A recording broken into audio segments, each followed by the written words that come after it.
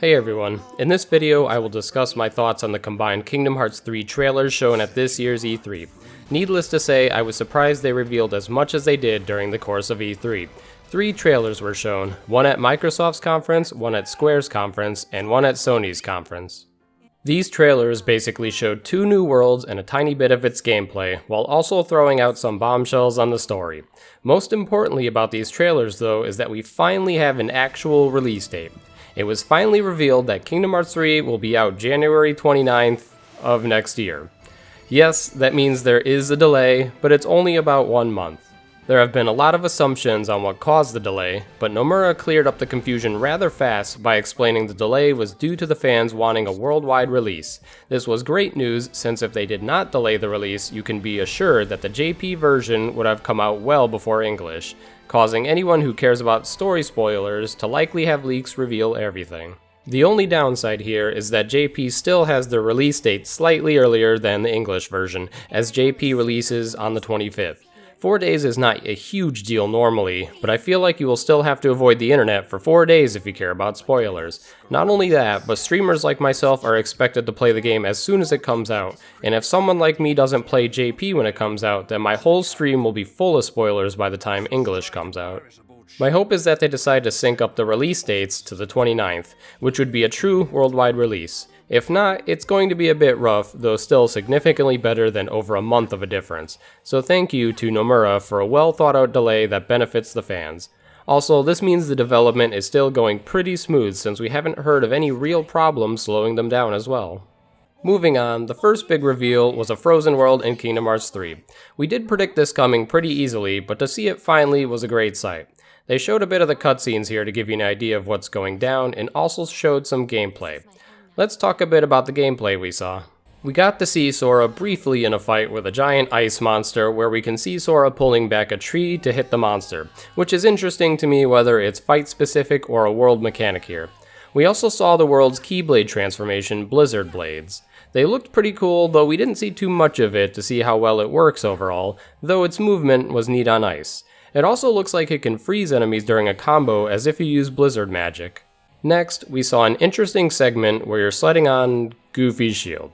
This may be a minigame specific thing since it looks like only jump was doable, and at one point it looked like arrow guides were displayed.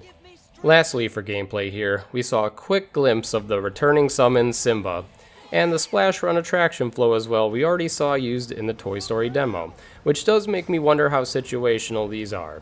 Still hoping for a way to toggle them on and off in a menu, though I imagine if they're forced to show up in the game, it won't show more than one at a time.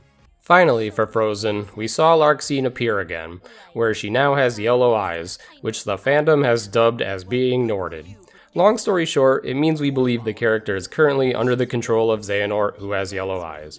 Here, Larxene revealed a possibly large plot point that they are looking for the new 7 Pure Lights. I'd rather not try to theory craft those story elements though, so I'll leave it at that. Overall, Frozen was not really a surprising reveal, but it looked nice and many of us are happy that they seemingly didn't turn it into a minigame world such as Atlantica and Kingdom Hearts 2. That was definitely my fear. Next, we had a brief look at the Tangled world again. We saw an interesting movement where Sora swings across with Rapunzel, which I'm unsure if this is a thing you can do more often in the world or just a couple times where it's part of the story. We also saw a bit more of a cutscene in the town where you can actually see they want towns to feel like towns now. We can see that there are many other people in the area to make it more lively, unlike in the past where something wasn't quite right. Once again, they showed us a tad of Monsters Inc. world, where we only really saw a sliding segment that seems to have reaction commands in it, and then some combos we sort of already saw in previous trailers. The next big reveal was showing actual Gummy missions briefly, and it looks the same as Kingdom Hearts 2, just graphically better. I'm someone who has never liked Gummy missions, since they feel like a huge waste of time to me, especially in Kingdom Hearts 2, where you pretty much just spin in a circle for 4 minutes to complete them casually with no effort really required. Nomura has stated that Gummy missions this time are open world. I'm unsure of how open world this may really be, but hopefully it means you don't have to do much of it to progress the game. At the very least, what we do have to play, hopefully it will be more fun this time around. Gummy missions normally bore me greatly. On a first playthrough, you may not think much of it, But when you do more than one, it becomes stale real fast, such as in Kingdom Hearts 1 before you have the Warp Gummy, going back and forth between worlds is quite a painful process.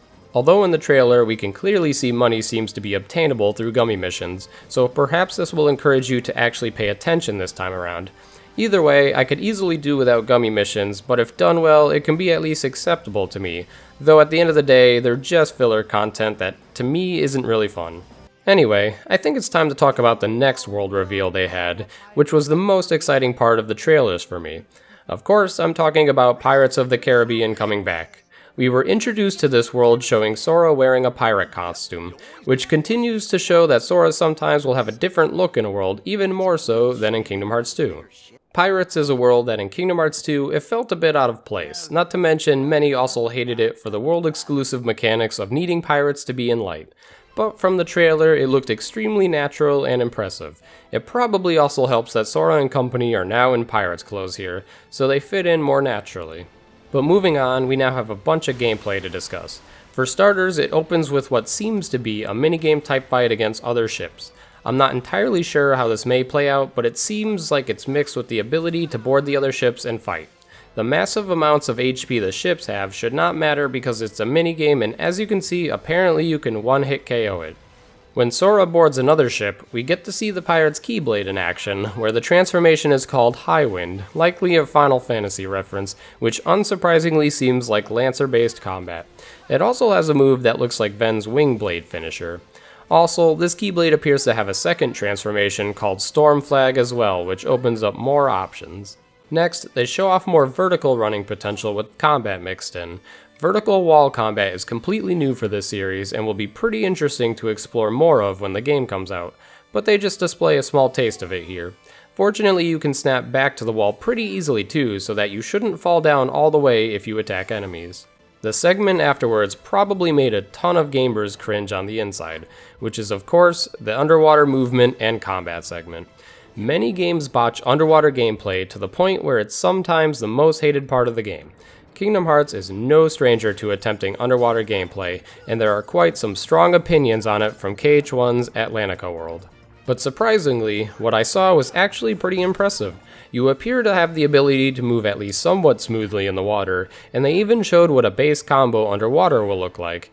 And to be honest, it looks pretty good, though they didn't show the whole combo. That horizontal vicinity break type move is a great example of how to make combos feel less floaty and more rewarding, which I hope to see more of. And yet another surprising gameplay segment was showing Sora jump out of the massive ocean area and then be able to do double flight, while he also uses a flow chain to reach enemies far above. These kind of gameplay mechanics are incredible to see that they thought out water movement and combat to this level already. Until the game is out, it's still hard to tell how well it will actually play, but from looks alone so far, it seems like it's going to be great in this world. Lastly, for gameplay, they show a bit of how the fight against this flying Heartless will be. It seems a tad similar to Storm Rider from Kingdom Hearts 2, and you can see a barrier move being used which seems to be specific to the fight and not actually a guard Sora has here or magic. Anyway, I didn't think Pirates would be one of the worlds I'd be really excited for, since I didn't care much for it in Kingdom Hearts 2, but it looks like they went hard trying to make it much more impressive this time around, and the trailer blew me away. So to touch upon the cutscenes here, we see Luxord returning, also being Norded, which continues to follow the theme of a major previous villain per world that we've seen so far. Luxord speaks of looking for a box, similar to what Maleficent mentioned in an Olympus trailer.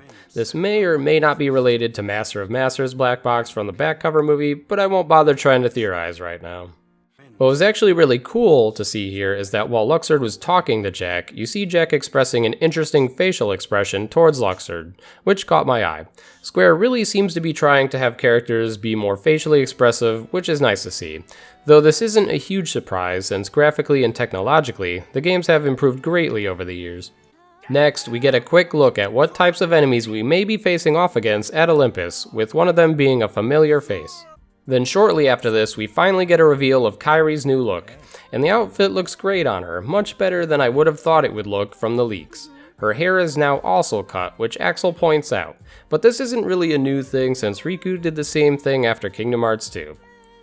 Then right after that, we get to see the reveal that Riku Replica may still be okay, which is what many assumed in a previous trailer where Riku put down his old Keyblade and said it was for the other me. Now lastly from the trailers, one of the perhaps most shocking reveals was showing Aqua has possibly been Norded as well. 0.2 gave you a look into how hard Aqua is struggling in the realm of darkness, and even at the end she's still fighting on while trying to be positive.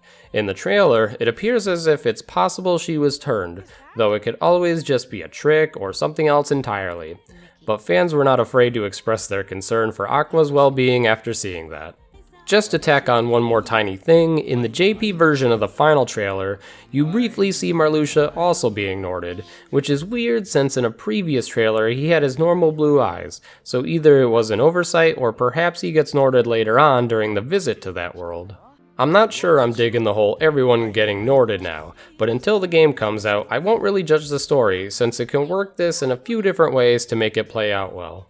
To quickly mention the demo at E3 that was finally available for others to play, it was the same demo except the Toy Story segment ends after the mech fight, instead of the premiere event where it kept going for a couple more force fights and extra exploration with cutscenes. If I had to guess, it was shortened due to the demand of people playing at E3. Many were wondering if they fixed anything in the demo already from the feedback they received from the premiere event, and unfortunately there may be a placebo effect going on that makes people believe they fixed the issues already that are still there.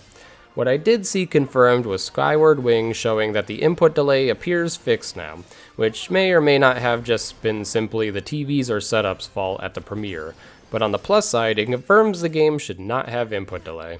Limit Forum also confirmed that you still take damage during special animations such as summons. He also mentioned that situation commands seem to show up slightly less now, though that seems like an easy tweak if they did that, so that may be why it would be different so soon. Though I didn't see much footage of things like using Thundaga on multiple enemies to see how fast you get the finisher.